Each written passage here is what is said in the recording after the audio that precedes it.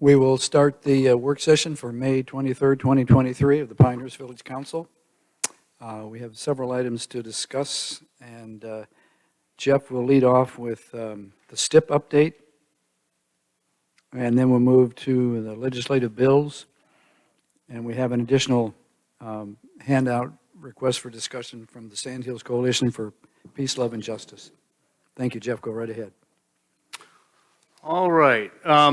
So the last time I talked to you about this, we were kind of walking blindfolded into this MCTC meeting that had been kind of arranged and called and scheduled at a very late date compared to when we met. And so I kind of hurriedly put together some materials for you that showed the projects lists that were eligible, or what I thought were the project lists that were eligible, based on my understanding at that time. John and Patrick and I went to that MCTC meeting, and we might have been half the people there. We're a little bit Unfortunately. underwhelmed, but they did make progress. Yeah. But Yeah. you know, the good news is nothing really happened because we didn't have there wasn't a quorum there, but we still got the education, the benefit of the education, the briefing that they provided. So this presentation that I'm going to go through tonight, and I'm not going to go through it all in detail, but this was the presentation that they provided to us a couple of weeks ago, and it fleshes some of this out more fully, and I hope it helps you understand what's going on and what the process looks like and what we're being asked to do.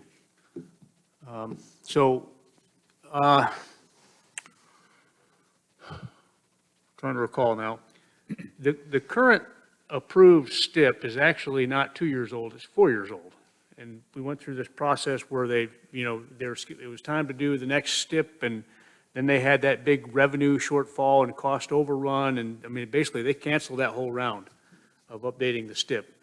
But we got midway through it, and so there was some project prioritization and stuff that that's still kind of hanging on, but it had never manifested itself, by having any of those projects compete at the division, regional, or state level to be included in a 10-year STIP plan. All right, so here we are now, and it's time for the state to pull together STIP 7.0. All right.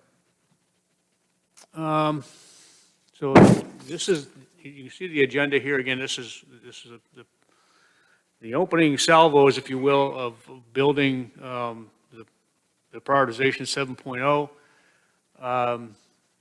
and the idea, ultimately what TARPO needs from Moore County is a prioritized list of projects for inclusion in their recommendations that they would put points on for scoring. So we'll review the funded projects that are already included in the statewide transportation improvement plan. There's more information in here than John and I saw because that section was basically missing when they presented it, if you recall. But we do have it here in this updated presentation. Then, so there's a review of the carryover projects that will automatically be included in 7.0. And then we reviewed the prioritization 6.0 projects that were submitted but never actually resulted in anything. A discussion of other potential highway projects to be included in this one. And incidentally, this 6.0 thing here, this is that list, that matrix, that Excel spreadsheet that I shared with you last time. So that's that list of projects. A little discussion about what TARPO will accept from Moore County, and then other possible highway projects, and starting the process of developing a slate. So, the STI law has been around for quite some time now, a decade. And it typically starts with what's the spot scoring. And you've heard me talk about this kind of quasi-objective formula that they use at the state level to score potential transportation projects. That's what that is. That's that scoring. And I've always referred to it as the formula. They have a formula, but it's actually, there's three different formulas. There's one for projects that can compete at the state level. There's another one for projects that can compete at the regional level. And there's another one that for projects that can compete at the division level. So think of our Division 8. So typically, things get scored, right? So you get a sense for how well they can compete. And then through a series of local input, TARPO gets an understanding of how they should prioritize things, right? Then they assign points that get added to the spot score. That's that local input right here, right? And that local input is a combination of TARPO points and Division 8 points, but only for things that compete at the division and regional level. For projects that compete at the state level, it's raw spot score only, and I'll talk about that later as well. So when the decision makers on the NCDOT side build the STIP, they're looking at how the scores come out, and then basically there's like a feasibility analysis that goes into this as well. So it's not necessarily the case that the highest scoring project is going to be first in the STIP, or even that it's going to be in the STIP. There are other factors that they have to consider when trying to put all those puzzles. It's kind of like you guys come out of your strategic retreat and you give us priorities, right? And so when we spend the next 3 months trying to figure out how to make it all work and build a budget in a 5-year plan, that's kind of what's going on at the state level. All right, so I mentioned the 3 tiers before. So if you think about the overall pot of money every year that the state allocates to transportation projects, 40% of that funding is for projects that compete at the state level. The next 30% is for projects that compete at the regional level, and that's 30% are spread out across the regions.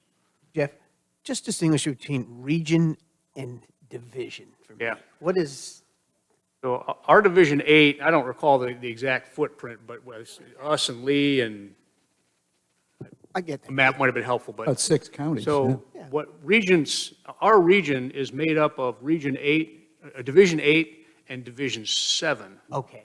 Oh, here's the bad news. Division 7 is Charlotte. So from a competitive standpoint, we're behind the power curve on just about everything. So this And is where why does the we MPO claw fit to in? get things in the STIP, and we don't want to lose them, Yeah. Okay, now I understand. Where does the MPO fit in? This is TARPO, right? Right. And are we still in TARPO for the rest of the calendar year? For this prioritization process, we are in TARPO. Until the end of December? Yeah, for this prioritization 7 build, we are in TARPO, because the MPO will not be established yet.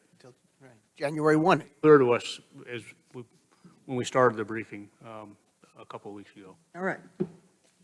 Where does the MPO fit in future builds, prioritization 8.0? Instead of telling, trying to influence our peers in Moore County to accept one of our priorities to send to TARPO for them to consider across the broader, all the counties that they serve for prioritization. Any project that we want to recommend at the MPO level, we have our own points. And so we'll just do our internal prioritization and assign the points. It's done.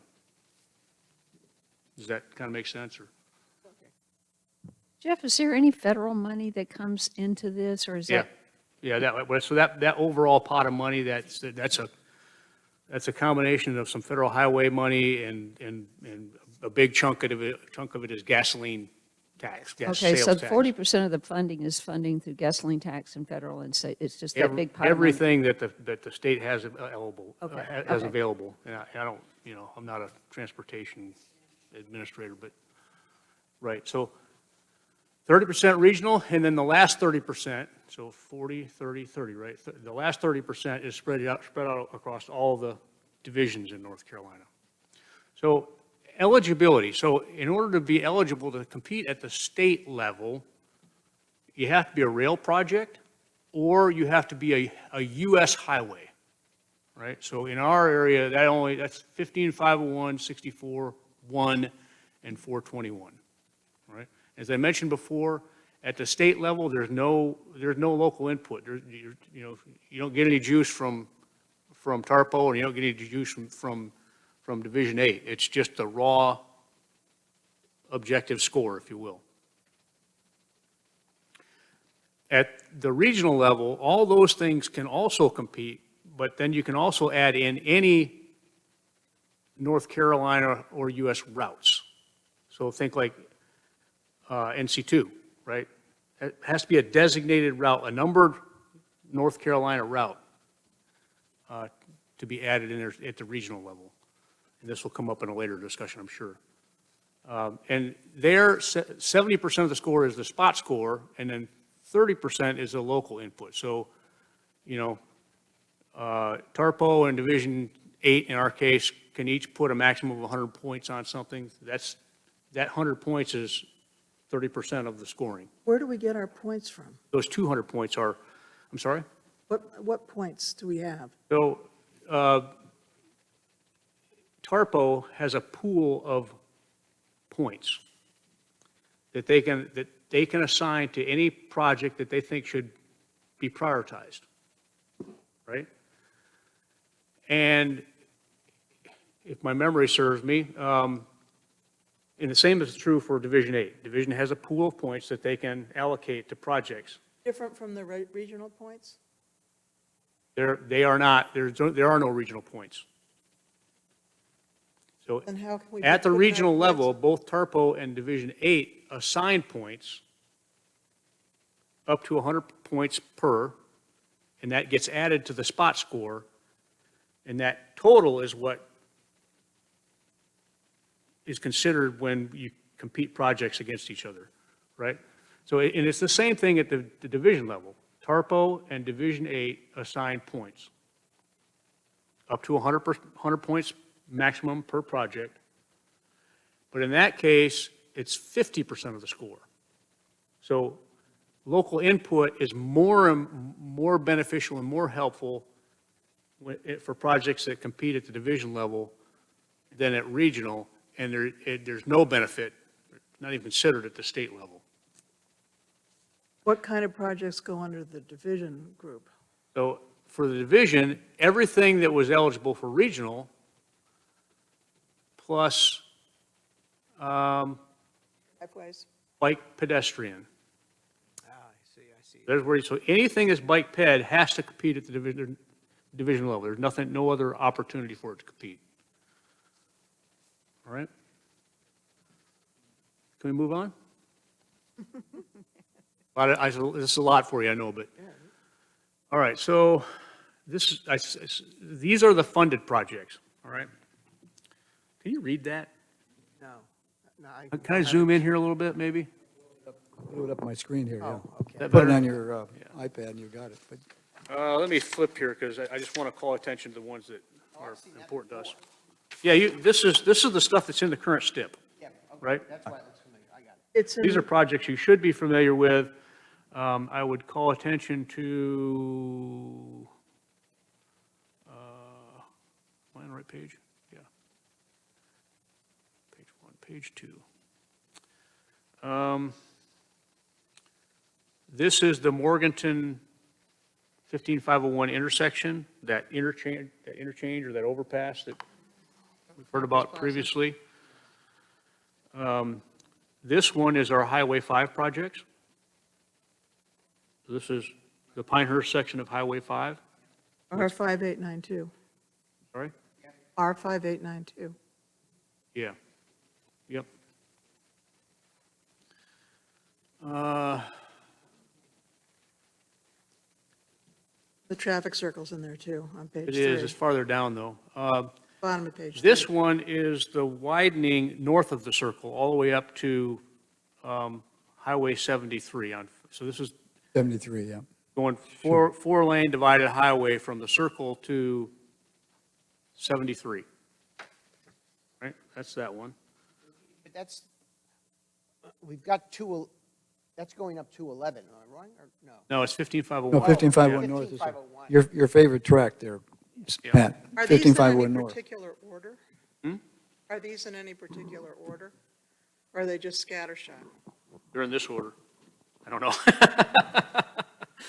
Are the first ones the most important that have I have no best idea. higher status or I no? don't, they're in this, they're all funded at this point, so. Well, because the Belk project and the Northern Beulah Hill Mm-hmm. project, and the traffic circle were not funded. Maybe the traffic circle was, but Traffic the other circle was. two were not funded before.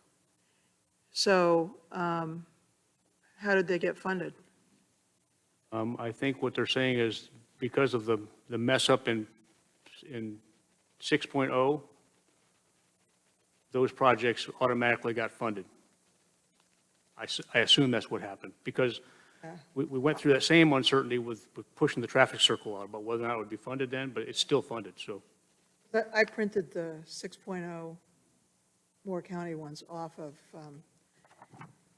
the DOT website, and they say for both of those two projects, Belk and Northern Beulah Hill, not funded. Yeah.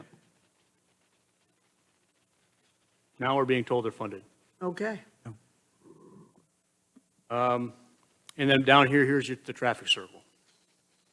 All right.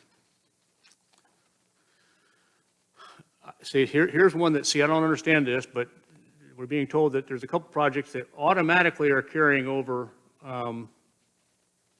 for TARPO consideration. So these are all automatically going to be included in TARPO's prioritization.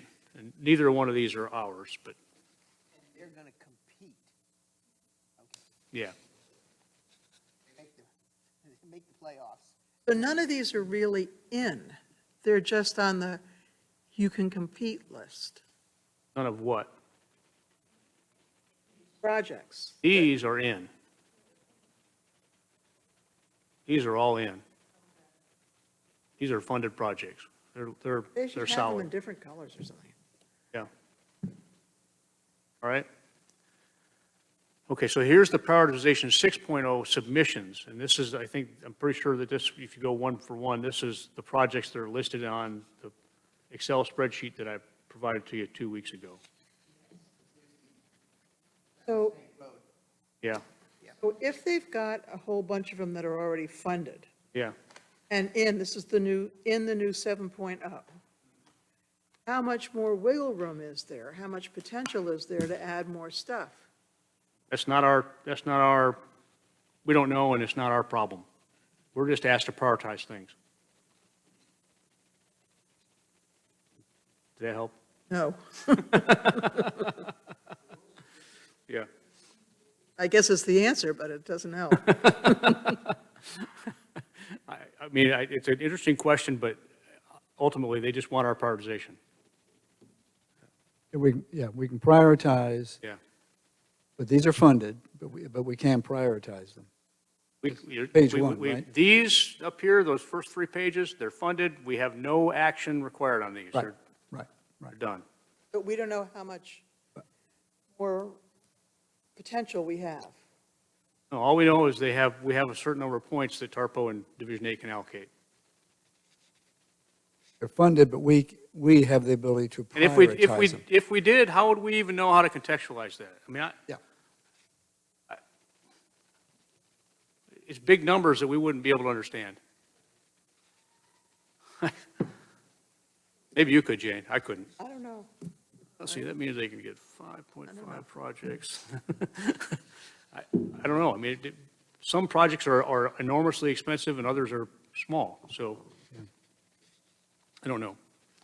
All right, so yeah, here's that Rattlesnake Road Gun Club Drive project, and it scored pretty well at both the regional and division needs level, When did that scoring happen? 6.0, 2 years ago. So here we got a couple, I've mentioned a couple bike pedestrian projects in an earlier conversation today that help link us with Southern Pines. One going down NC2, and this is part of the Midland Corridor Study. And it goes from Airport Road to Dr. Neal Road, so that's our jurisdiction. Scored pretty well at the division level. And here's one on Airport Road that would link us up with Southern Pines' existing trail. Starting at, so that would start at 2 and then go out to the Forest Creek Greenway Trail. And that one scored pretty well, so. Jeff, did you tell us 6.0, they were funded and then everything got messed up because of the funding issues that DOT and all that? But so 6.0, They were never funded. They got about midway through the and everything fell apart? process. Nothing was ever selected or prioritized, or no STIP was built. Okay. But, I mean, there was a scoring and local prioritization effort, but it never really went any further than that because they realized that the budget didn't allow them to add anything at that point. So where did these, are they still in limbo or did they? These are projects that are eligible for prioritization this time. Okay, so, okay.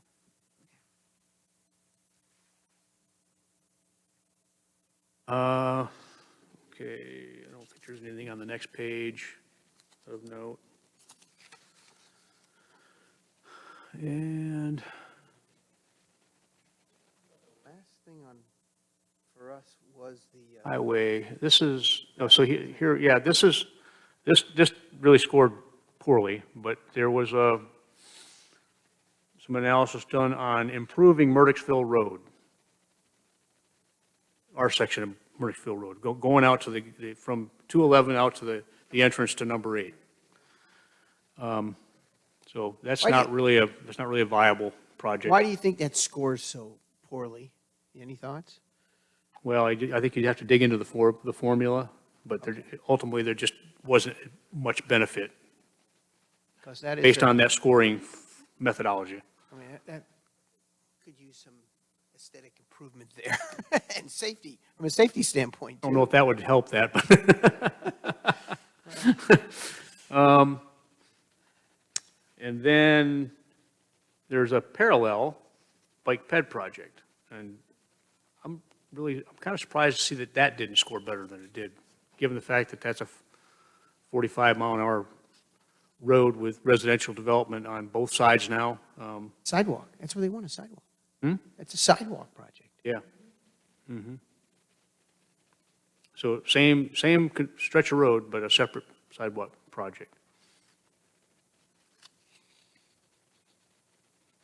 And this is a duplicate. I'm not sure how that happened, but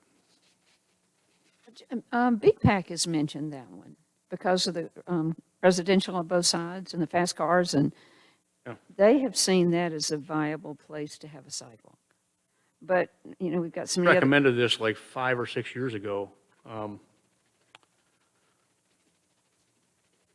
or 6 years ago, all those houses there, is all that residential, They were starting. yeah. Or just in one of their meetings just this year, they've talked about that being a great place, and then it could connect across 211 to get to the trails, and so you would have your connectivity. But, you know, this is the score that was assigned 2 years ago, and that development was all done then. So I scratched my head on that one. I would have expected that one to score higher, just from a purely safety standpoint, but it didn't. So that one won't compete well. So we're actually missing something from this presentation, and it's unfortunate, but they showed, John and Patrick, that you'll recall that they showed us a list of what was, let me jump forward.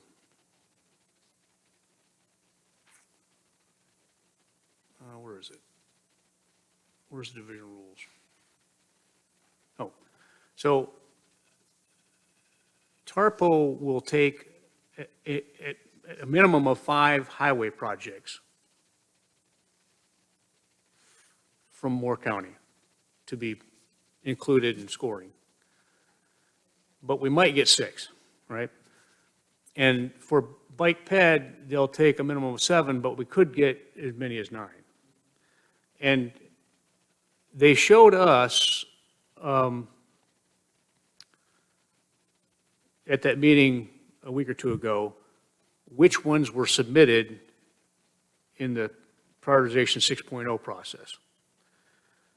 And you could see what this one scored well, that one scored well, this one scored well. When you got down to about the last 2 in both categories, they really didn't score well. So there's an opportunity for, I think, to make the case to swap something in for something that didn't score well last time. So, this came from TARPO. This is other things, other projects to consider for inclusion. And this is not all inclusive. This is not the only things that we can consider to add for group consideration at the county level. But they identified the 22 and/or Airport Road project. I'm not sure what that is. That one be? What's that? Where would that one be? What are they going to do on Airport Road? I'm trying to. 22, Well, I got to believe that's got something about the intersection, right? So, that's that circle. Where they put the circle in just yeah, recently? I don't know what that is. Yeah, it would seem that's already happened, but Yeah. Okay. Carthage has been arguing for a bypass for a very long time. It's never really, it doesn't score well because they don't have high enough traffic volumes up there. But they continue to advocate for that. So that's one. Then the Western Connector always comes up, and then What is that? Aberdeen project down here, Poplar. that's in Brook. Southern Pines. Southern Pine? Was that? Broad I'm and- sorry, yeah, yeah. right, Poplar. yeah. So those were thrown out there during the meeting. So I covered some of this. No caps on rail, aviation, or transit. We've got some eligible aviation projects as well that were in that matrix that I provided to you. So kind of the way ahead. This is what they were shooting for. They wanted to have a draft slate by May 31st. Well, we're not even meeting again until May 30th, and we'll see how well we do with getting the quorum together. Right. Yeah. But this is just draft, right? So, I mean, when I read this all in context, we've got some time to think about things and analyze opportunities. Approvals, so this is draft. Approvals can be ongoing, right? So they're going to have a TARPO board meeting they wanted to have a TARPO board meeting to review a draft slate on June 8th. That may or may not be feasible for them now. Or it might just not include Moore County's submission, I don't know. There's a public comment period on a slate. This is really where you start to get the hard stops. July 17th, Moore County has to have a finalized draft slate for the subcommittee meeting. All right, so. And I shared this with you before as well, but you recall that I color-coded some of the projects in that matrix that I provided a couple of weeks ago. That's based on these numbers. So, in order to be relatively competitive at the statewide level, you need a score of 58.66.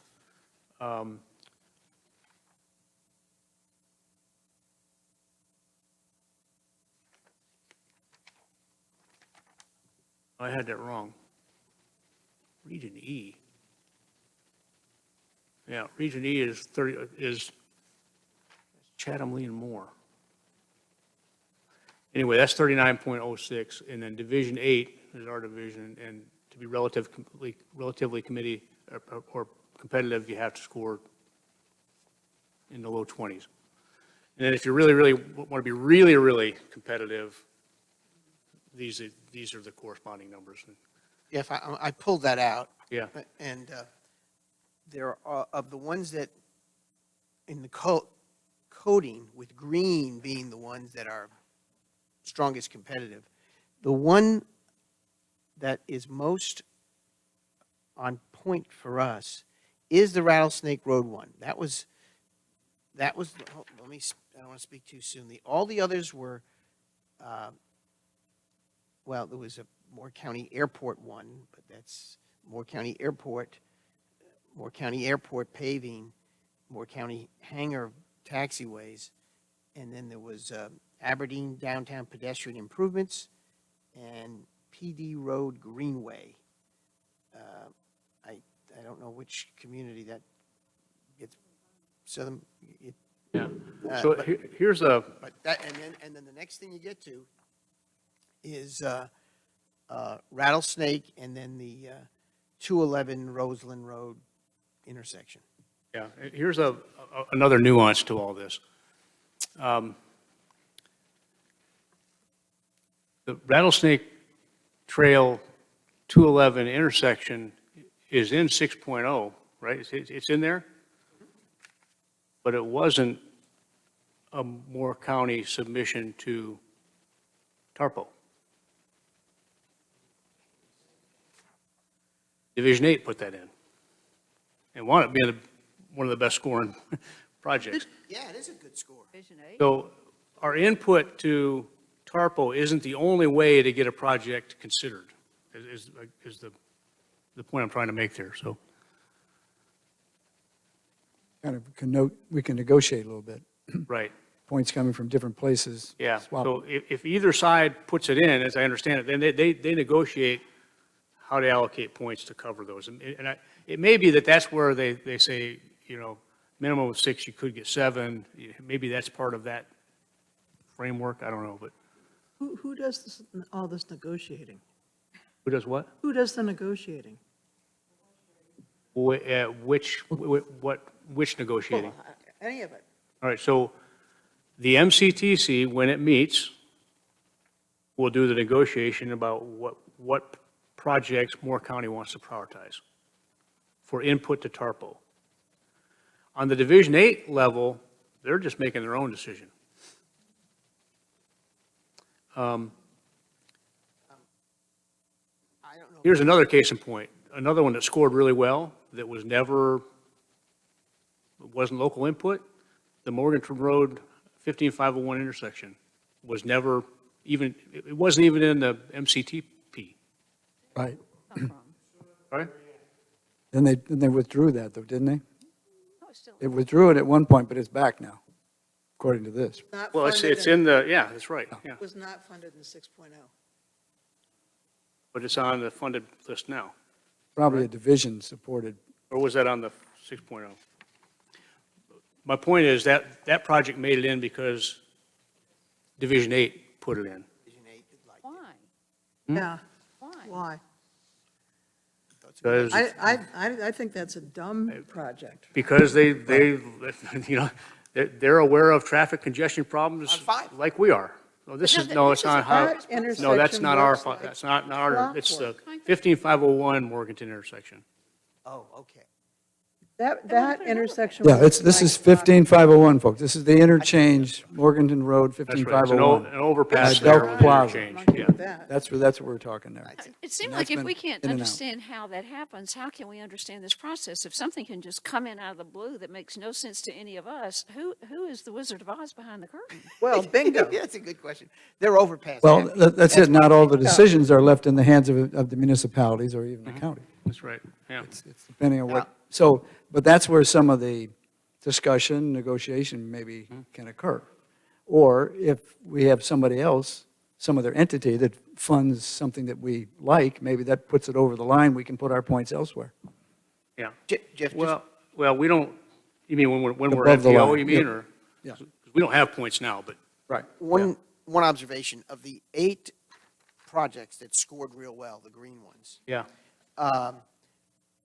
The Rattlesnake one is the next to lowest inexpensive one. I don't know if that factors in. Yeah, But- but some of those are bike ped and some are highway. He's looking at the right ones. He's looking at the highway. Um, C211 and Yeah, I'm Rattlesnake. That's a including- highway well, I'm project. including them all. Right. Yeah. And the only one costs less than ours is Oh, you mean the price? the price Yeah, tag. yeah, it's a little project, yeah. Is the PD, Good division project. Yeah. Which is Yeah, probably that's- why they submitted it. Yeah. you know, We'd like Get to see some, that done. Yeah. what is that phrase? You get some good juice out of the squeeze. Did I get it backwards? One of the- Juice in the squeeze. That's Mr. Sanborn. He likes that. When you started this, you said we'd go through this and then you would tell us what you expected of us. Is that what you said when you started this presentation? Yeah. Okay. What do you So that expect? goes back to, we've got told, we've got a little bit of time to think about what input we want to provide to the Moore County about any additional projects for Moore County for the Moore County team, which we're part, to consider for prioritization. It strikes me is that we've got really one good horse that's on the track, and And we that's can. ours. But we can probably count on Division 8 to submit it again. So it doesn't necessarily have to come in through TARPO. So, Okay, all right. but, I Well, mean, we need to think about the other options, but Well, let's go back to that sidewalk on Murdochville Road that you thought was a good project. Bike Ped thinks it's a project. They're funding, that's the one that scored very low. I know, it did. Yeah. But if we resubmit it, is there a possibility that that could be funded and be funded by this funding mechanism and not out of our budget? probably not. I mean, I don't know, but, and I had a conversation with Patrick Norman after that last meeting, and he said a project at the division level, his perspective in the 20s, he's thinking in the 20s will compete well. Oh, yeah, this is way down. This is 1570. So when you resubmit it, do they rescore it? That's a good question. You can rescore them, but not necessarily. I don't think at this point it would automatically be done. So now, there's a case in point. We talk about the Western Connector. It has not been in the STIP before. It has been scored before. And it scored in the 20s at the division level. Now, right now, it can only compete at the division level because it's not a numbered state highway. So there's a way that can happen in advance, but what I'm being told is that it's not realistic for that numbered designation process to happen in time to influence this prioritization effort. That would have to be a future prioritization effort. So right now, the Western Connector is really realistically only eligible to compete at the division level. But Division 8's telling me that it would be competitive at the division level. But it's also very, very, very expensive. So you're probably talking about, in order for the division to do that project, it might take like 3 years and consume the overwhelming majority of the division's budget Oh, it's a for those 3 giant years. So sucking sound. that's not the ideal path, I don't think, but And so other things would get lost on the cutting room floor then? that, Other projects might get lost on the cutting room floor if, right, yeah. I'd like to say something about Western Connector, and I spent a considerable amount of time putting it together, and I had this much information. I could write a book, but I put it down to just, I'd like to say it. Because the traffic circle was a knife in your heart, this one's the knife in my heart, okay? And so I want you guys to listen to me. Last summer, the DOT made a presentation to radically alter the traffic circle. Every one of us was concerned about the impact on an important icon of the village and questioned the accuracy of the DOT's projections of traffic volumes in the future. Every one of us did. It turned out that the projections were based on stale data, the 2010 census, 2013 growth projections, and a 2014 traffic demand model. We were asked to balance a part of our heritage and the gateway to Pinehurst against, at best, uncertain projections. We're in the same situation with the Western Connector. It would cut through the rural horse farm country between Pinehurst and Foxfire, How important is this rural area to the village? Very important, I believe. Pinehurst isn't at the seashore, and it isn't in the mountains. It's attractive to residents and visitors because of its character as a quaint village, away from it all, out in the countryside, far from the urban rat race. The western ETJ, with its horse farms and other farmlands, is our countryside and our heritage. If we lose it, it'll be gone forever, and so will an important part of our village character. It's been stated that the Western Connector would be a limited access road, like a railroad line, that would traverse the ETJ without having exit ramps for new development. However, the Moore County Comprehensive Transportation Plan denominates the Western Connector as an expressway, which, unlike a freeway, both terms are defined in the plan, would have intersections for minor streets, frontage roads, and driveways, like 211 does. A Western Connector would open up the whole ETJ for new development. There's also a spur that would direct traffic off of the Western Connector and onto the Linden Road, and thus into the heart of the village. We're being told that the Western Connector is good because it will alleviate traffic on Route 5. But when you dig down into the data, it turns out that the Western Connector will not relieve current traffic on Route 5. That is virtually all local traffic. Nobody is going to divert out into the ETJ in order to get to Walmart, the resort, or the hospital. Instead, the Western Connector is meant to take new traffic from new development if the ETJ is ever built out with suburban sprawl. In that case, we wouldn't want to load all that new development traffic onto Route 5. But how likely is that development in the foreseeable future? Less and less likely, as it turns out. The 2020 census data and other recent demographic data show that the VOP's growth rate is slowing. Fewer new homes are being built. Foxfire is in the process of changing its 1-acre zoning to 5-acre minimum lots in the ETJ. Environmentalists and persons intending to preserve large tracts are purchasing land in this area. A land trust has acquired 1,800 acres on the north side of 211 here. Others have acquired tracts adding up to 1,200 acres and 3,000 acres. Listening to the County Board of Commissioners task force meetings, future growth is expected not in the rural area between Pinehurst and Foxfire, but north of 211 in Seven Lakes, Carthage, Cameron, and Vass. Before we prioritize the Western Connector for an early step, and even in the current Moore County Comprehensive Transportation Plan, it's not shown until 2040. So that's why I say early step. We need to do our homework. We need to look at current growth trends and update the demographics, the local traffic demand model, and the Comprehensive Transportation Plan itself. The DOT is still using the 2014 Moore County traffic demand model and the 2010 census data.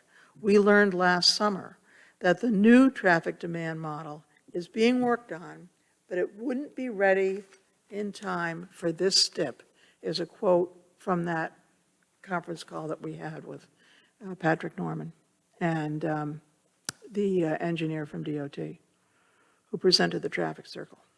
The 2014 Moore County Transportation Demand Model is based on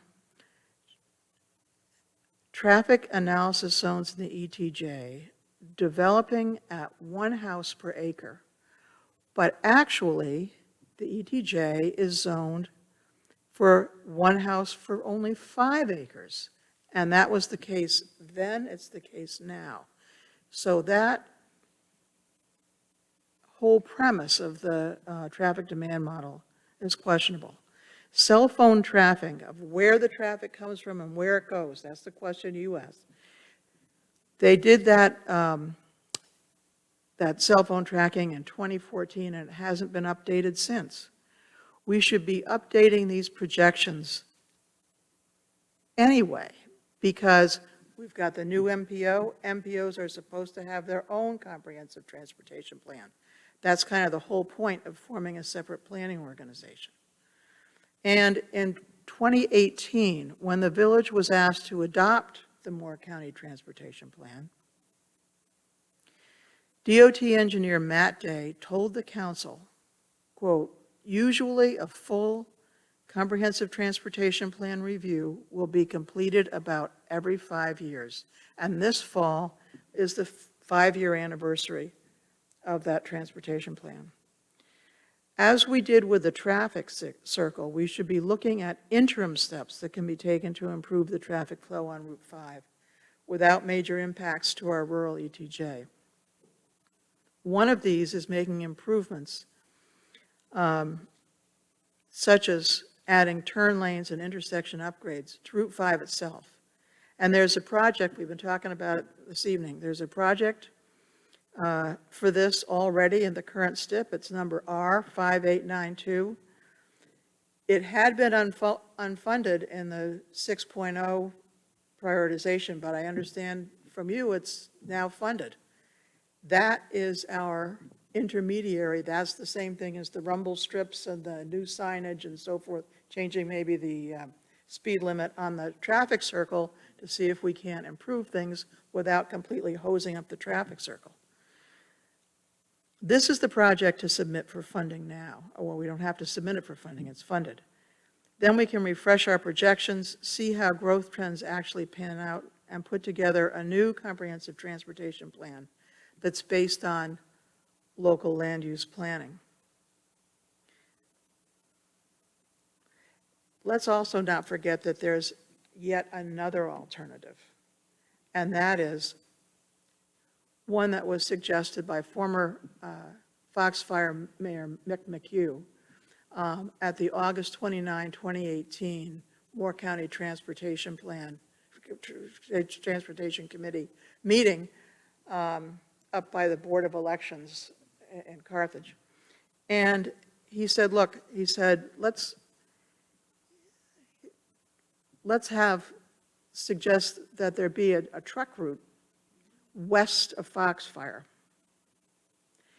And they said, oh, it's too late to put everything on the new maps. And he said, well, then let's put some verbiage in here. And they did. They included the verbiage.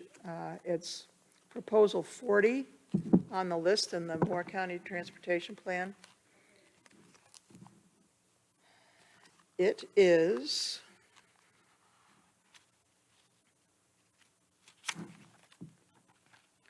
I've got too many things in here.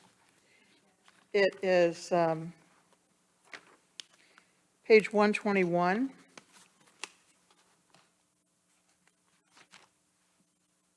But it's also just, there's a little quotation of it and a discussion on page 150. And here's what it says. Consider a different route other than or in addition to the Pinehurst Bypass or Western Connector to address truck traffic, which may require coordination with adjoining local jurisdictions and counties. So that's also in there and supported by Foxfire.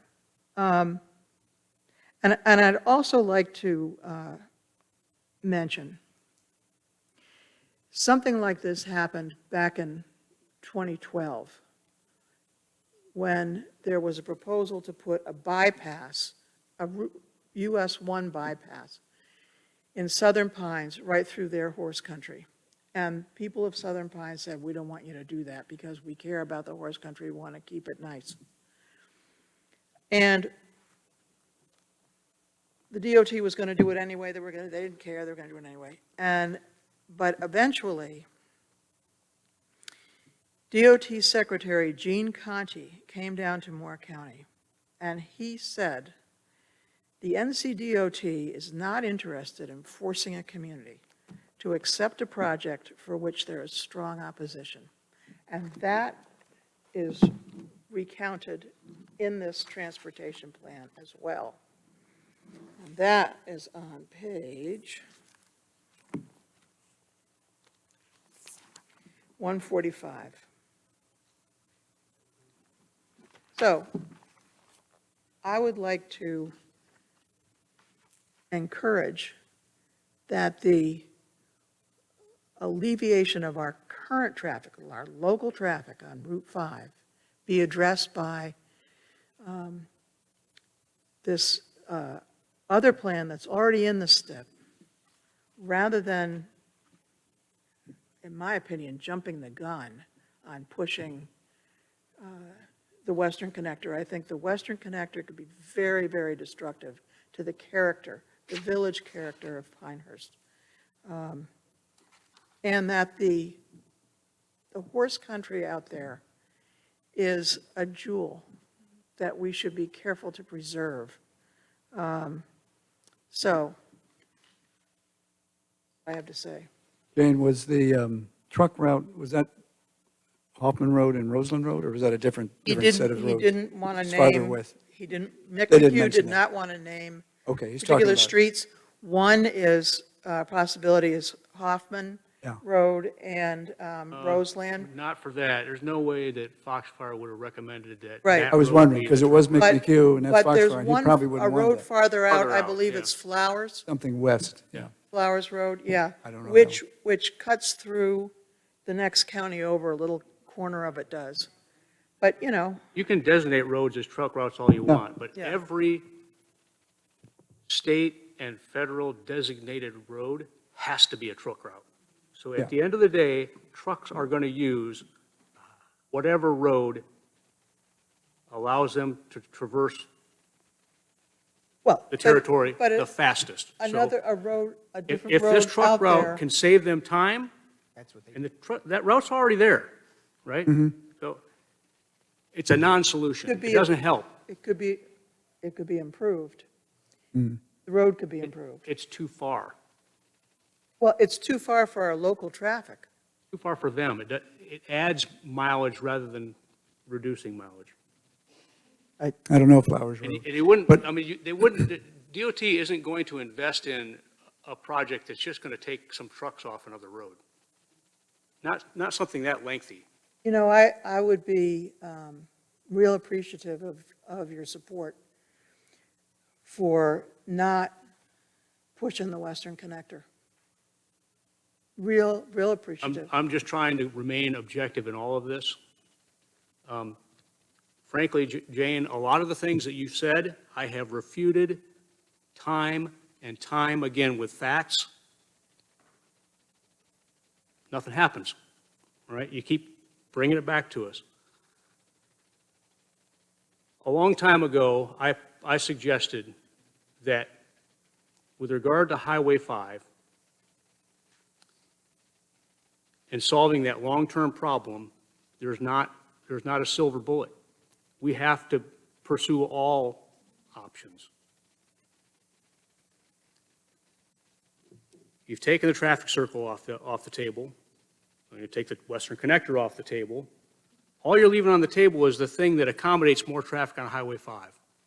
And that's only going to go so far, because there's only so much you can do on our section of Highway 5. And you still have these signalized intersections that are backing traffic up. Can- We, go ahead, finish up. I'm waiting. so it has to be close in order to work, because it is local traffic. We've made this point over and over again. If you push it out, nobody's going to use it, because it's people that live in close proximity to this southern Moore County urban zone that are causing the traffic problem. People keep bringing up this Linden Road connector. That's actually what makes it work, because we have all these people that live in, almost half of the homes in Pinehurst are in the Lake Pinehurst neighborhood, right? And those people sometimes travel to Seven Lakes or West End, or they got to they're traveling, so they need to get out to 73, 74. It's not all their traffic. It may not even be the majority of their traffic, but their daily patterns and their life patterns take them that way.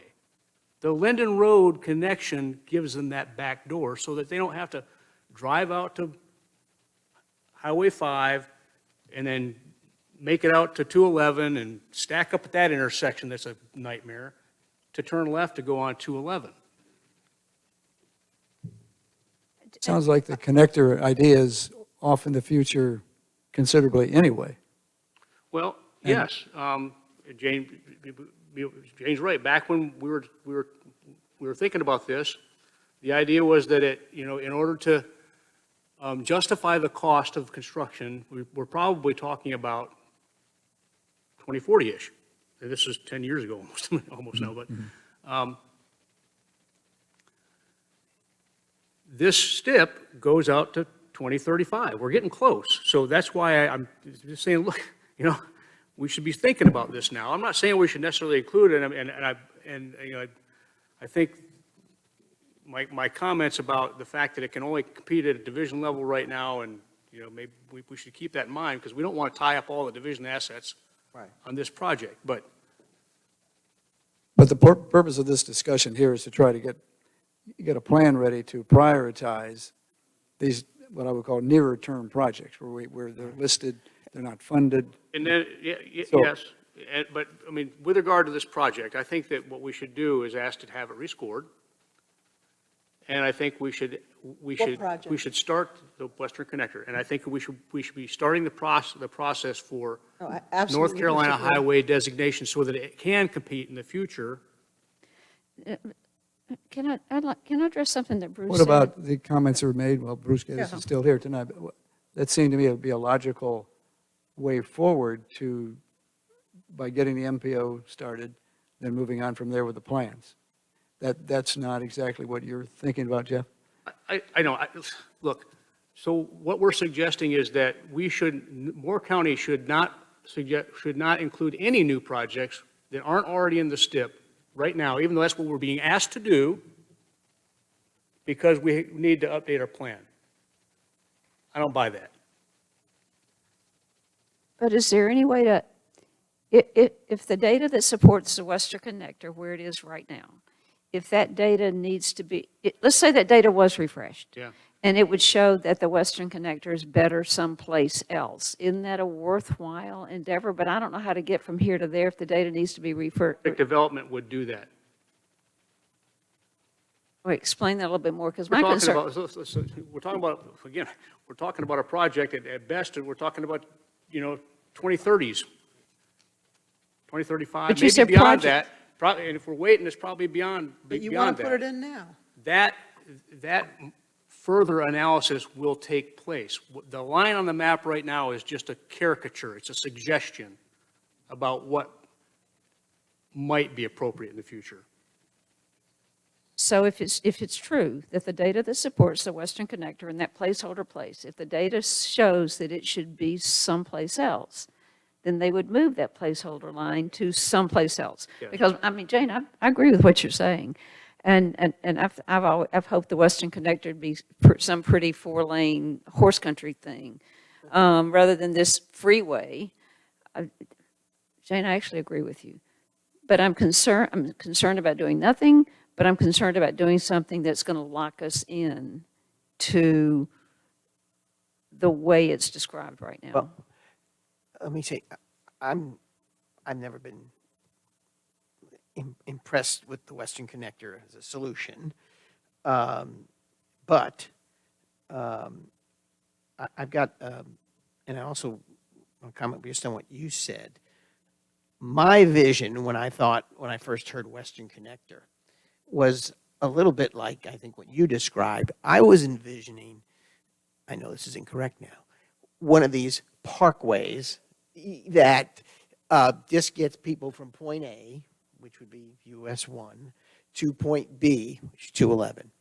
But as I thought about it more, and I kept thinking, there's going to be intersections and probably strip malls, and so I got okay, I got nervous, and I didn't, and I also I have to think more about what you said about the Linden Road thing, because I find I think of it as sort of a feeder to Linden Road, in the, not the best way. But I do have a couple of questions.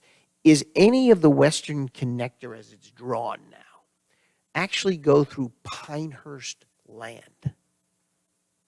Municipal limits? Yes. No. No. Yes. ETJ Yes. land. It goes through some of the The Linden ETJ. Road Connector does. The Linden Road Connector, okay. So there is something there. And I'm just trying to fill in my blanks. Yeah, on the Linden Road topic, though, it's not supposition, right?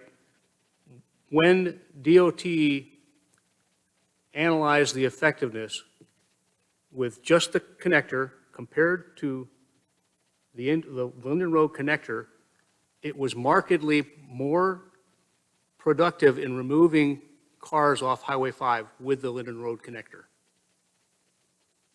That was when they looked at it, whenever, okay. Patterns of- Yeah. So the idea of a beautiful parkway is it's a romantic vision of what I was thinking was going to happen. Okay, well, that doesn't help my situation. And given the amount of land that would have to be acquired by eminent domain, I know government can do that. Yeah. My question is, did anyone ever put a price tag on what that would be? Yeah, there was a price tag done. I mean, it's wildly inaccurate now, but yeah. Okay, so it's There was an estimate way back then. I don't recall what it was, but pretty big number. big number, yeah. That's back then. That's why they said in order to make the benefit justify the cost, it was a later project. Okay, and my last item on this, which, one, I very much agree with the sort of crawl, walk, run approach of getting the MPO and getting more data and moving it that way is to look at it. But I also, I get nervous if we put something in or support something in that may take away from our other smaller projects that can actually make an impact in the village itself. That's why I was very excited about when I saw the Gun Club Road thing on that. That's why I thought that the Murdochsville Road, which I know doesn't score well, would also be. Those are great projects. And they're small. And they're small, and I'm granting but you. if you're saying that the intent of the Western Connector isn't to help the village itself, then Well, we lost this. First of all, I don't think that it would take a very long time. What? It would take the Western Connector compared to some of the smaller projects would take years. Right. Okay. And the smaller ones are even, But it would also be significantly more beneficial. well, I don't know how to measure that, Jeff. I hear your opinion. You know, and- that's an I opinion. don't know, I mean, but. I understand, but that's the question mark. It's just not math. If it was math, it would be easy for me to figure out. Brad, I think we're all in agreement, I think, that we shouldn't be pushing for the Western Connector to be in this submission. Yes. And I said the same thing, but I think that we should be asking the division to score it once the scoring software is operational again. Yeah. So we have an idea how it will compete in the future, and I think that we should be asking them to start a process for highway designation for that future road, whenever it becomes viable, and If so that we we're not ask them, tripping over that in the future. if we ask them to score it, Sorry? if we ask them to score it, can we just say, score it for us, please? And just, okay, so we're not creating any kind of obligation on our part for I them can to just do that anyway, but yeah. Would they score it based on the more updated data like Jane was referring to? Yeah. Going, instead of using two, Not available. Well, then why don't we wait until it is available? Why don't we wait until it's available, number one, and number two, until we Because have there's had no a harm, chance? because you can rescore it in the future. We just said we're not going to have it submitted. Why raise it? What does it take to get it scored? Is it a big deal? Is it a big effort on their part to score it? So if we get it scored, at least we've got, if there's no harm to that, Yeah. unless it's going to create some unrealistic expectations or some, but if it's simply a score. Let it lie. yeah, to it, we, Let it lie. I think we owe it to our community to at least see how it scores and then, The option's open, I think we owe it to our community to update our other data and to Agree. do our own planning, well, the MPO. our own planning. You know, back in 2018, and I know you don't agree with me, but all the data I'm getting is right from the DOT. I'm not making any of this up, you know. So, back in 2018, the DOT asked the village to approve this comprehensive transportation plan. And at that time, we were right in the middle of working on updating our comprehensive land use plan. And the state statute says that you're not supposed to adopt a transportation plan unless all of the towns in the county have a land use plan that is less than 5 years old. We did not. Ours was from 2010 and 2011. And neither did Aberdeen, for that matter. So what the DOT asked us to do was, asked the then council to do, was to ratify the old comprehensive land use plan so that it would appear to be less than 5 years old. And then we went ahead. The whole problem with that, maybe it's technically okay to do that, but the reason that they want you to do the local land use planning first is so that the transportation plan follows the local land use planning. And what happened to us was that the transportation plan came in before we had a chance to do our land use planning. So that means when you go and look at our comp plan and you get out to the Western Connector, it says, the Moore County Transportation Plan is a guide for us to follow when we're figuring out our transportation needs. It should have been the other way around. And that's what I'm talking about, is the progression. You like process, Lydia. The progression should be, we start with updating our data, doing our planning, and then we go and look at these possible projects. Still have to score some of this stuff. Yeah. We'll need to do that. I don't mean score the Western Connector, I mean put points or put priorities on some of these. I don't want to lose track of that requirement tonight, because that's what's going to be discussed next week. I don't think there's any Morgan? question there's going to be more data that's acquired from this. You talked about that, Jeff, in the sense that before anything is worked on, obviously you're going to have to look at it some more. There's a projected or a potential route that they're describing, and nothing is locked in. So they have to go back and they have to look at this. We need to reduce the traffic on Highway 5. All right? Say again, Jeff? We need to reduce the traffic on Highway 5. And it's not just a matter about today's traffic. It's a matter about what's in 5, 10, 15 years from now. And so what's the right way to go? I'm not a traffic engineer, but NCDOT's got a bunch of those. And I got no problem in listening to what they have to say. I got no problem in having this scored and moving forward with it to look at this. And I don't think there's a problem with that. I think that's a route we need to go. Ultimately, we need to reduce the traffic on Highway 5. We shouldn't do it by killing the countryside. I We want this- absolutely shouldn't.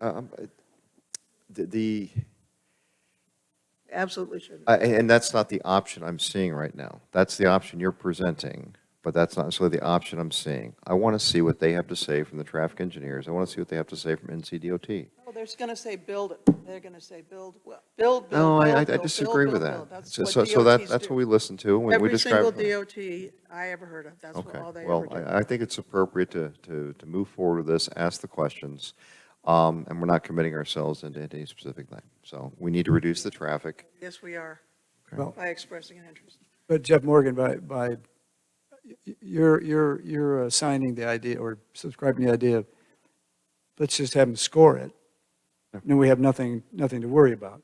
I think my worry is, once you score it, it gets momentum and maybe goes beyond at a certain pace than some of our community and some of the council members might be happy with. So you're not concerned about that, I guess. That's okay. Well, I won't say I'm not concerned. It's the same idea I think Lydia is talking about. Yeah, and I'm agreeing with what Lydia is talking about here. But ultimately, there's not a lot of options out there that I can see to reduce the traffic on Highway 5. And that's getting worse. So we need to explore those avenues. And if there's something that's better that pops up, I'm all ears.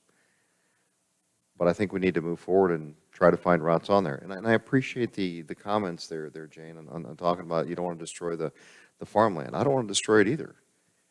Okay? But part of leadership is identifying what the pluses and minuses are and evaluating and moving forward with that.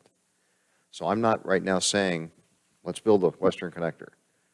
What I'm saying is, let's continue forward, at least get this scored. Let's see what the potentials are for it. Get it scored.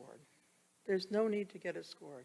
Let's get our ducks in a row at this time.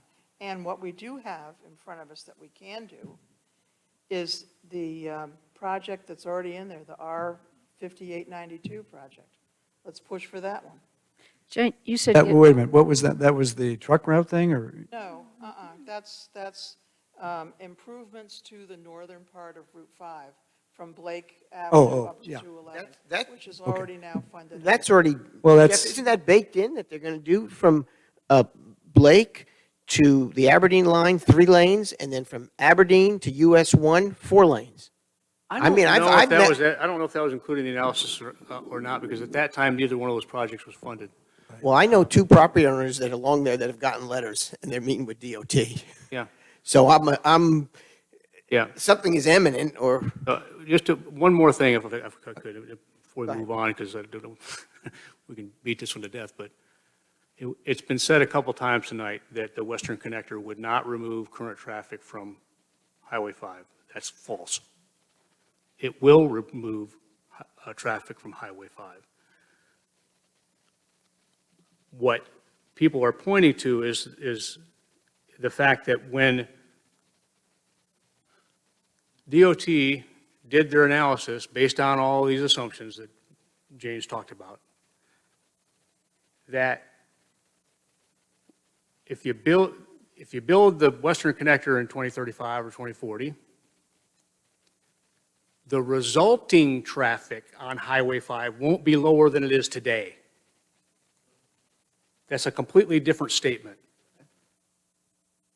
The Western Connector, if it was in place today, would remove traffic from Highway 5. Some of you may, not all of you, but we did some streetlight data analysis on that a few years ago, and it looked to us at the village staff level that about 20% of the traffic on Highway 5, based on origin and destination, logically might choose to use the Western Connector instead of driving through Pinehurst. 20%. All right, so all this discussion about future growth projections and all that stuff, it doesn't change the fact that the project will take traffic off Highway 5, current traffic and future traffic. All it changes is how bad the situation will be on Highway 5 You're saying in those future years. Yeah, you're saying hypothetically that if the Western Connector is built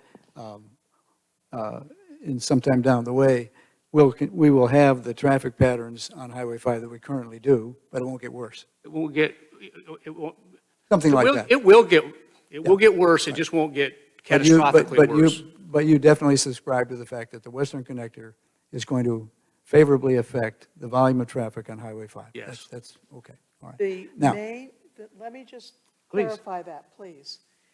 The main effect that the Western Connector would have is to collect traffic from new development in the ETJ area between yes, between Pinehurst and Foxfire. That's not true. Yes, it is true. No. All right, Yes, look, it look, look, is. we can't. Not true. Here's what we need to do, folks. That's just the incremental on top. Well, All right, let's talk at No, another no. time about some of the basic assumptions. absolutely disagree with you, and I am I understand. looking at information from the DOT. Okay, we need to get that compared. But we started this discussion, I thought, to get a mechanism to start to prioritize the projects that are available, some of these smaller ones, in fact, that would, we could have some scoring authority for and try to get them done. The Western Connector is a much bigger part of that. Yeah. I mean, Jeff, in your world, you'd like to not only see it scored, but, I'm sorry, not only see it scored by DOT, which was the idea that Lydia and Jeff were talking about, but get it on this list. So could we pull out the projects that we should be concentrating on from all this data we've got and all these different graphs and whatnot? And Yeah, and if then you don't mind, I would call focus attention on to, these don't have page numbers on them, but the prioritization 6, page 1 and 2.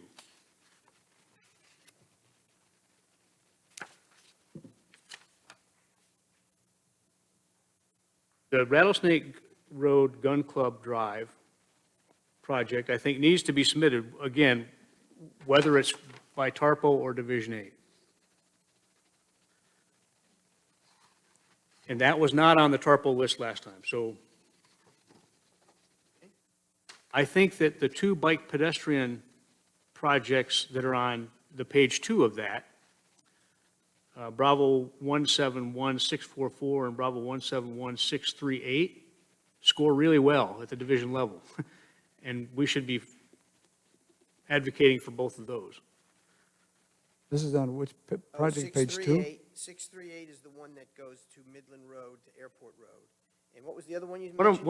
of them's the project, the Oh, bike project on Midland Road, and the other one's the one that goes up Airport Road. right, I see. They're actually on top of each other on the Yeah, chart. right. Yeah.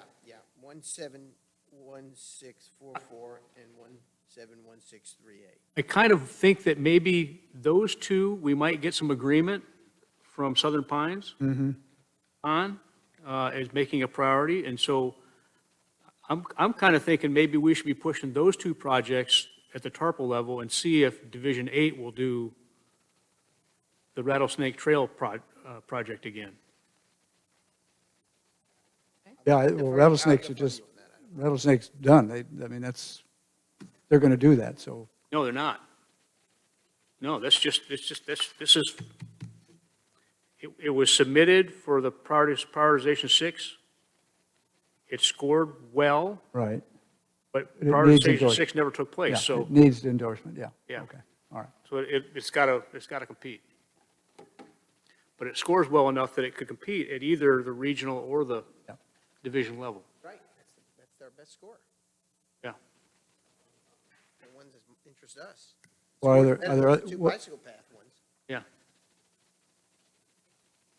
are there other projects in here that And it's less expensive. should pull out, or are those the only ones?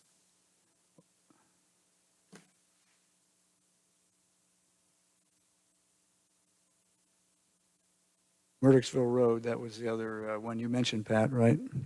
The- And Jeff? That didn't. That's the one Lydia and I But that- sort of like, but I don't know. Yeah, I- That much. Connectivity. We could ask the Division 8 to score those again. I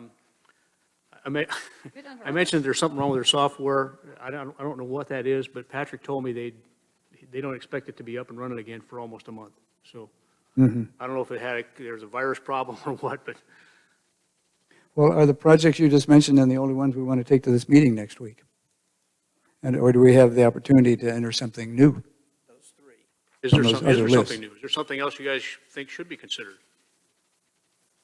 I'm thinking, but I don't have it right now. The 2 bike peds and 211 and, over there by Community Center. That's already there. So do we have to resubmit that? It's already there, right? That is not. 211 and the Community Center. They're not. None of these are in. Okay, so, well, we like that one, don't we? I mean, we said last time we liked it. Yeah. These 2 bicycle and pedestrian, I think would be happy with those 2 right there, because they talk about this connectivity. Yeah. And remind me, where is Highway 5 and Morganton Road? It's with It was SHPO. funded. I don't see it on this list, but it was funded.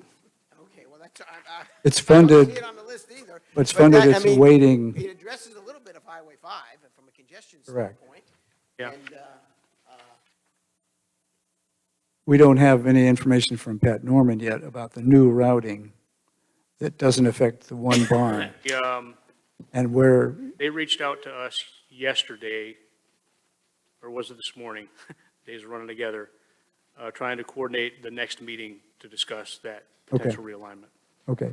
Jeff But- Patton was working on that. I don't know what the result was. But there's no, wait a minute, there's no federal dollars in that. So it's only SHPO's comment, not the Park Service. Did I get that reversed? As it was currently envisioned as its own distinct project, there was federal dollars.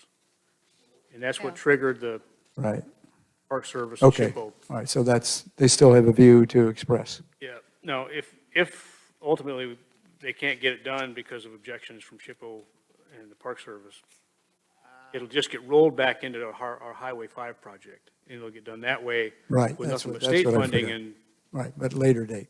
yeah, Okay, all right. So what do you think you're hearing from Oh. us? sorry? So what do you think you're hearing from us on the priorities? Does everybody kind of agree that we want, one way or another, we want to push those three projects, I guess? The Rattlesnake Yes. Trail, 211, and those two bike ped projects, Yeah. one on Airport I Road. support that. Yes. yeah, I'm with that. Yeah, And then we can find out more about Morganton Road and Highway 5. And if there's any way to get Murdochsville Road in there? Like, see, Could you ask said them- maybe rescore it. It makes so Ask them much to sense to rescore it, but us. it's going to be too late. When they get that score, Okay, probably going to be too late. Well, it's worth asking for them to restore. got so many pluses. It's just a sidewalk. It provides Strongly connectivity. enough about it, we could put our own sidewalk in. I mean, If they they would pay have to for it. agree, but we could fund it, you know? And we pay 20% anyway on Yeah. sidewalks, so. Probably, but there's things in front of it that are just a little further along. Oh, yeah, let's see how this meeting goes yeah. with those projects. Yeah. And then we'll need to cogitate on the mechanisms of the Western Connector, but for the moment, I'm not willing to, I don't want to push that. But I think we need to talk about what are the inputs that we need to have or not, what do we got to agree on what it is, what's the data we want, and do we all agree with that? We're not there yet. Does the So let's move on with these other projects. Will the Sorry. MPO have any impact on the Western Connector? And we have this new MPO, and with this Western Connector concept out there, is there any way that the MPO will have an impact on the Western Connector concept? Yeah, Over ultimately. time, it might, yeah. Yeah, the planning will be under the MPO. Okay, so, well, like you said, Pat, crawl, walk, run, so maybe the crawl is to let the MPO deal with it temporarily. Well, I mean, Okay. if we're waiting for that, we're talking years Oh. now. Stand up the MPO, there's actually two levels of planning that have to take place. Okay. You recall how hard it was to get the MCTP done, some of you do, and how many years that took, so. Only,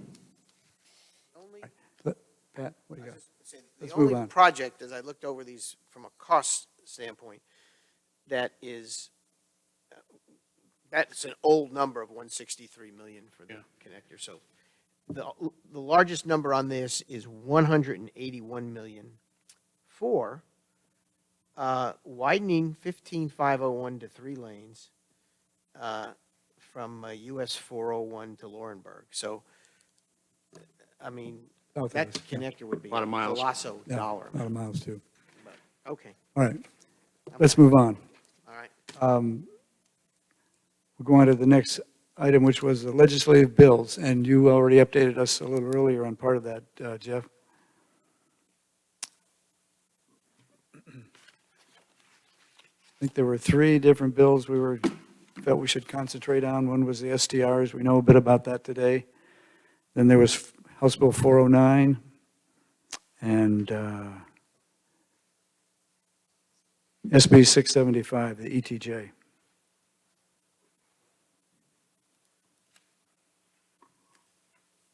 I have not had the opportunity to check the progress on those bills. Right, Friday, nothing had moved since our previous conversation yeah. as of last Friday.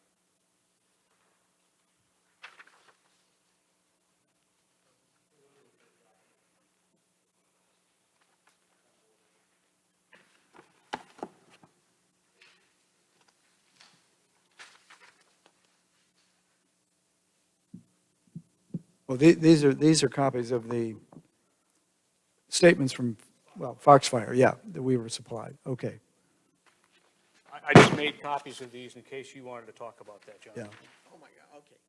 Well, Now I know what I'm looking at. I didn't see it before. yeah, we're looking at, Just read it. we're looking at resolutions from other municipalities. The question is, should we consider working with one or two or three other towns on making supporting statements similar to perhaps what they've written already with respect to some of the legislation? And I what's the think we need- timeframe for doing that? Well, as Jeff said, some of these haven't moved anywhere in the last couple of weeks. That could change very quickly, I think, especially when the budget gets out of the way. I don't, I And Jeff apologize. doesn't I know. didn't bring the list. I mean, Yeah, the only one that made crossover was 409. There are a couple other ones that were not subject to crossover, so there was no hurry. Now, there's a resolution there from Foxfire opposing 409. We also were strongly encouraged by the league to oppose 409. So, These are both from Foxfire, are they not? right, so All right. the These were big one supplied is in a draft that, is form. that joint thing we did a couple of years ago. A couple of years ago, right, that's right. The That's first, an example of yeah, how long page, the the long Moore page. County municipalities kind of team Oh, together. So this is aspirational. well, Right. that was done a few It's a years past ago. example. We actually did that, but Past it's, example. yeah. Okay, right. I got it. What we have are copies of, well, the smaller pages is a draft prepared by Don Boito, the mayor of Foxfire, to consider sending to the General Assembly. The long page is an actual resolution that was done a few years ago, as Jeff said. Yeah. Which we signed with, I think, two or three other towns eventually. So the question really is, are we of a mind to consider filing our own resolution or doing something jointly with another town if they're willing to do it? I know Foxfire is. I'm not sure about Southern Pines and Aberdeen. They may well want to. I just haven't talked to them. I mean, my question would be, is there a quarterback on this who's checking with all these towns? Not saying it should be us, but I'm just wondering, is Foxfire on the phone and saying, listen, would you go on if we get everybody else on? It's something I guess I'll work on.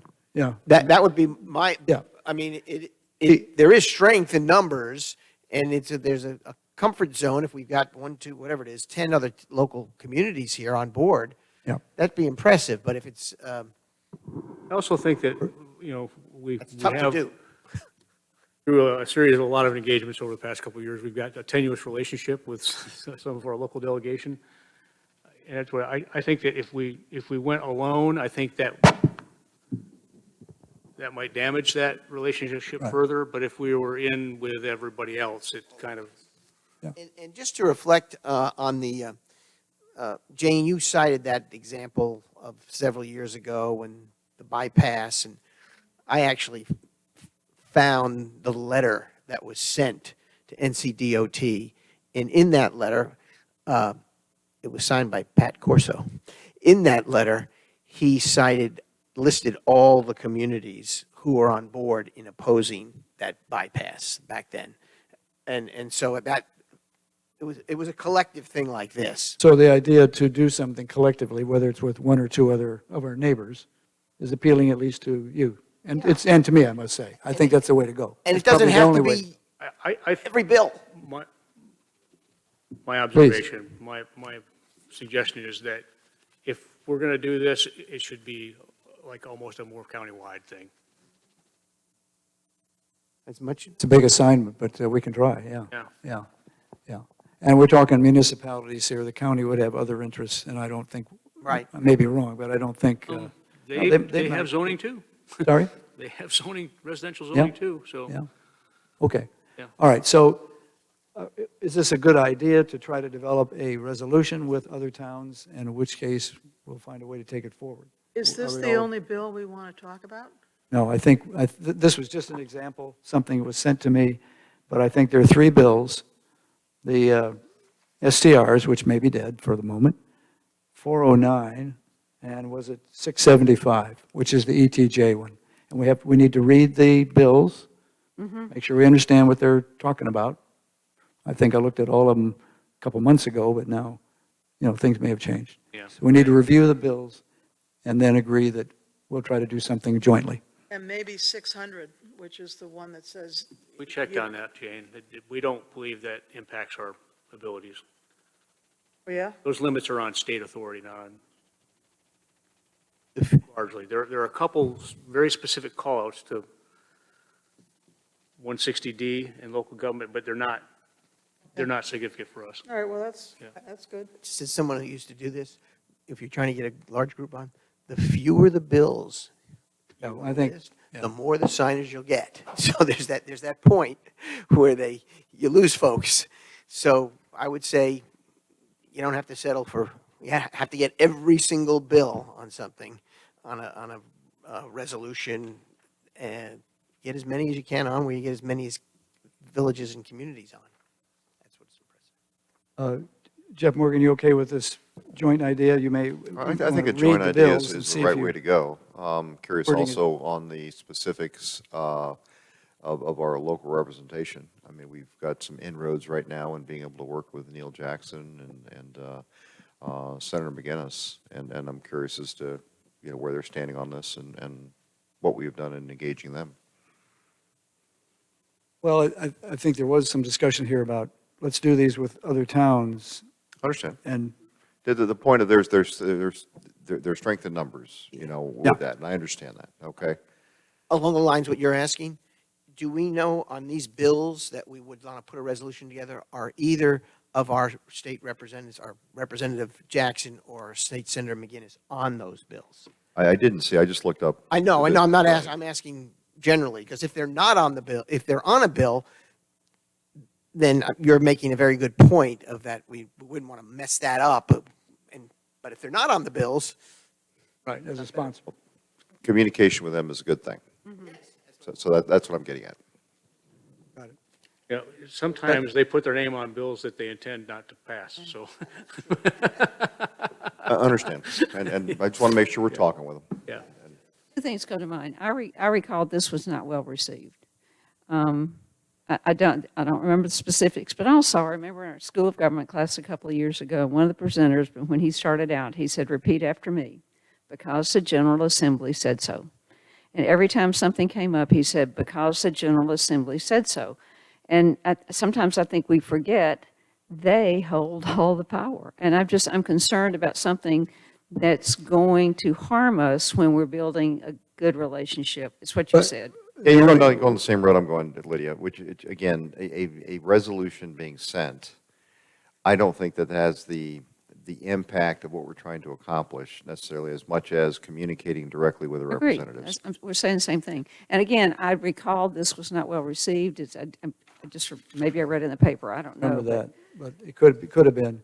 I would say, though, Lydia, what we're trying to do is prevent the statement because the General Assembly says so. We're trying to prevent them from taking a position and passing something that we won't like. Yeah. If they do it, then that's a different thing. But, we're trying to prevent some of that. we have some due diligence Have an to do. obligation And to Speak communicate. out. I think the right result is, the question is how to do it. Okay. I'll see what we can do. I think the only other thing on the agenda was the handout from earlier tonight. The organization has been in touch with me and the other mayors for, 6 weeks probably now. And the question becomes, and you haven't had a chance to look at it, and I just would ask you to do that, and we'll bring it up maybe to our next meeting, but would we want to prepare and send a resolution to them similar to what is attached here from a couple of the other places, Vass, and I think the county commissioners, and I believe there are others. So I don't have a position on that yet, but it was distributed tonight by Debbie McGovern, who's been in touch with me and the other mayors.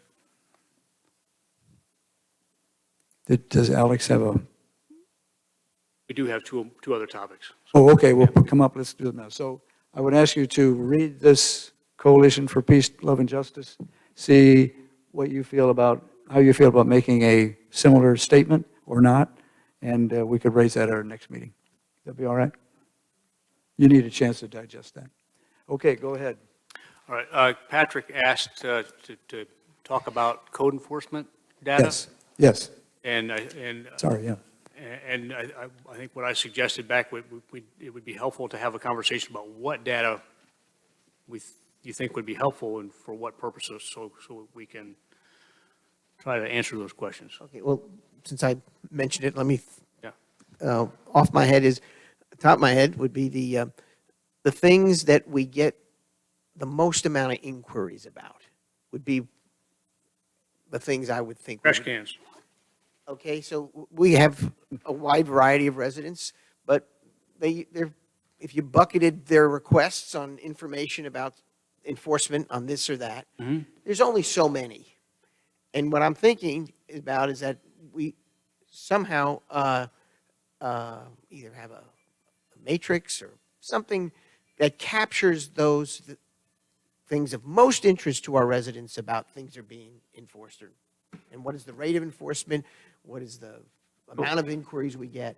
Every quarter, as part of our staff quarterly strategy update, we review by neighborhood the raw counts of code enforcement complaints, validated complaints by neighborhood. Validated, okay. We could provide that to you. Well, do we put that up on the website? No. Okay. I guess that's what, I'm not trying to be a conduit for people. I'm trying to have citizens, if they raise these inquiries, they can say, hey, go to the website and you can look this up. Because on a Well, lot if of they subjects, raise- we can send them to do that Into my VOP, and they can track the status. if they put something in my VOP. Or if they call. It all goes into my VOP. Staff puts it in for them if they don't put it in themselves. If we get a phone call, staff will put it in my VOP, is what Jeff's saying. So that's going to get added in. That's very good to know. I never knew staff entered it in my VOP. I just knew you. I'm not mischaracterizing that, right? No, you're not. I mean, we have a complaint management policy that we follow administratively. Now, sometimes complaints get to us via phone, email, or second hand. The second hand inquiries, we usually investigate first, and if we validate it, then we enter it in. We don't second or third hand get things and without doing some sort of follow-up, without putting it into the system. But as Jeff said, we have all that data that we review in our QSS, And by a extraordinarily wide margin, it's trash cans. solid waste containers. Yeah. Well, see, I didn't know that. That's what I'm in searching. On placement. And then I think the second most frequent call, which isn't really, well, you could call it a complaint or not, but it's what residents are telling us is, you missed my trash can, you didn't pick it up. Trash can. And I don't think that's surprising. You have garbage collection once a week, and Yeah. so when you think about all the Lot of houses we collection have, points, yeah. so the opportunity for that to be a problem is going to be the greatest because it's a recurring type of thing with every single household. And I've never had a problem with mine, and I've never had anyone, I- you know, and so that one didn't hit me, but I'm glad to know.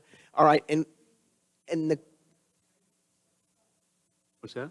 Only leave the lid open if it's raining. and the quarterly thing you do, is that something that can be supplied to council members? Yeah. A Summary? Sure, if Okay, you're interested in then it, yeah. That'll be helpful to me then. All right. Okay. Well, I think to all the members of the council. yeah. Yes, no, to all members. Say again, John? I think all the members of the council, which was your intention, I think, not just, not.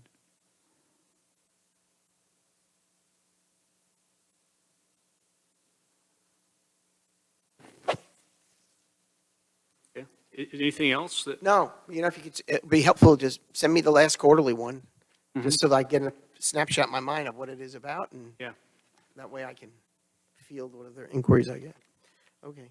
right, and Thanks. we had some previous concerns or complaints about staff not properly communicating through my VOP on the status and just saying acknowledged or something like, I think we've addressed that, so, Yeah, no, we had that particular one instance where somebody sent me their number, their code, and I sent it to you, and they said that one was just a Closed mishap. out or- Yeah, yeah. filing, or whatever it was, Yeah. and that person was fine once they knew that. Yeah. So, all right, okay. okay. The second item I had put up there had to do with this whole idea of delivery trucks Yep. in downtown. I'm sure there's a long history to this, and because there usually isn't these type of issues.